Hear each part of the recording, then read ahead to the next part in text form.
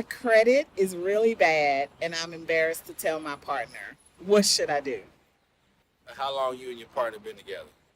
We've been together about 6 months and it's starting to get serious. We've talked about marriage. So I feel he should know, but I'm really embarrassed. Okay, so y'all been together 6 months and no one's brung that topic up. No. How Okay, quickly should I be talking so about those my things? my question is, what the hell y'all been thinking about? So is that an important conversation to have? That's a conversation you have on day one. Really? Yeah, What does that I want to conversation know look what like? type of debt I'm taking on. If you're going to be an asset to me, or if you're going to be a liability. I don't care how Mm. good the love is. I don't care how good you look. At the end of the day, do you add value to my life or do you take away? And if Okay. I don't know where you stand as far as your credit goes, then I don't know what I'm signing up for. And I'd rather be safe than sorry and pass on that because, last I checked, it was like, 6 other billion people out here, right? So is that a deal breaker then? Yeah, it's a deal breaker. Shit, having a 550 credit score is definitely a deal breaker, okay? And that's one of those things you can't just, um, have a blind eye to, okay? Yeah. Because it'll come back to bite you. So basically, when we go to purchase something, I got to put the car in my name. I got to put the house in my name, right? We can't even include your income so we can get a bigger loan to get a bigger house because your shit fucked up, right?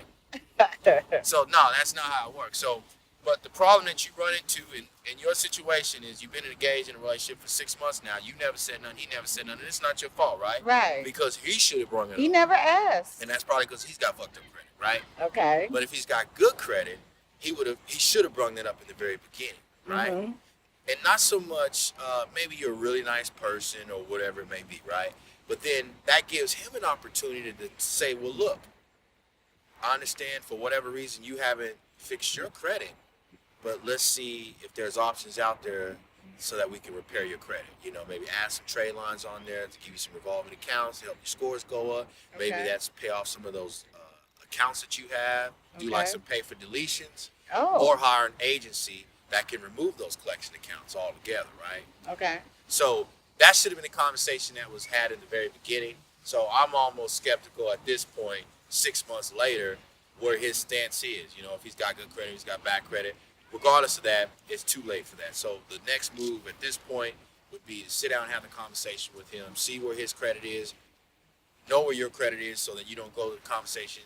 Well, I don't know exactly what my score is, but last I checked, it was like 500. No, you need to know exactly where you stand, how much debt you have. Okay. Not credit card debt, but, like miscellaneous collections, things like that, right? Okay. And you need to figure out what you need to do on your part to fix it because it's not his role to figure out the game plan for you, right?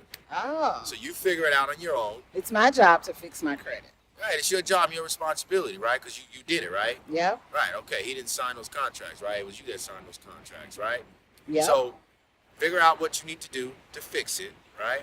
And then you contact him, set up a meeting, have a sit down, and see where his credit is, right? You got Okay. free websites out there like Credit Karma, although that's like a BS website. But you got. I mean, they don't give you real credit. What's your scores. favorite resource for understanding your credit score and seeing your Well, credit history? right. There's a couple of websites that I use. You got creditreport.com. It's actually ran by Experian, the credit bureau, and they use what's called the FICO system, right? The FICO system software is a software that all the banks use to generate your credit scores, see what your actual scores are, right? You got Credit Karma and those other websites, right? They don't use FICO software. They use like in-house software. I think they call it Advantage or some crap like that, right? So they don't even give you your real credit scores. So what you're looking at is not even your real credit scores. So when you use those free sites like Credit Karma, you really want to just use them to see as far as how many collections you got, what they are, who they're with, things like that. But creditreport.com, and then you got myfico.com, which Okay. can give you all three of your FICO credit scores, right? Oh. And you can all get the reports too, so you can see exactly what's going on, where your scores are at. And then they have what's called the stimulator, right, where you can type in different things, like if I paid this debt off, or if I paid this credit card down, or if I paid this card note off, where would that put my credit score? So you can kind of manipulate a little bit, so you can see where you would stand and how long it would take you to get your scores where you want them to be within a certain period of time. Okay. But yeah, so basically you do all that and then sit down with him, see where he's at with everything, right? And then if his credit is in good standing, he needs to be drawing up a plan too. Yeah. But this is definitely not a conversation you have 6 months later. Okay. This is a conversation you have within the first 7 days. Assets and liabilities. Say that again.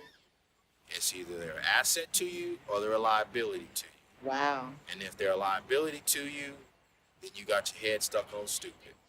Every Mm. relationship, whether that's business or personal, they got to be an asset to you, and you have to be an asset to them. If you're not adding value to their life, because it's not all about take. You're not Right. adding value to their life, then maybe you need to rethink the relationship or see how you can add value to their life, so they're actually getting something out of the deal too. Love it. Thanks for keeping it real, Damon. I'm going to go get my credit together.